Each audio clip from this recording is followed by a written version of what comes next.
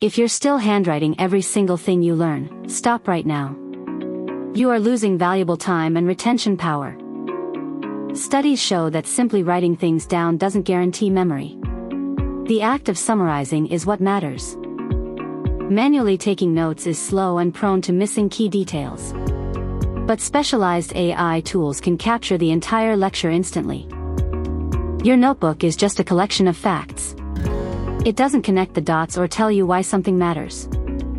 It's a simple, four-step process. You feed the content to the AI, then you tell it exactly how you want the information delivered. AI doesn't just summarize, it synthesizes.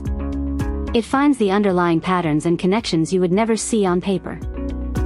Instead of just text, AI gives you multiple formats, flashcards, concept maps, and actionable summaries.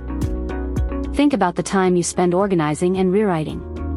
That's 4 hours or more you can use for actual practice. Human memory is subjective and fails under pressure. An AI tool provides an objective, structured record every single time.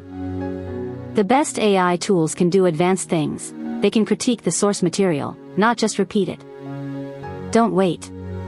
Start with a powerful prompt like that, and watch how quickly you turn chaos into clarity.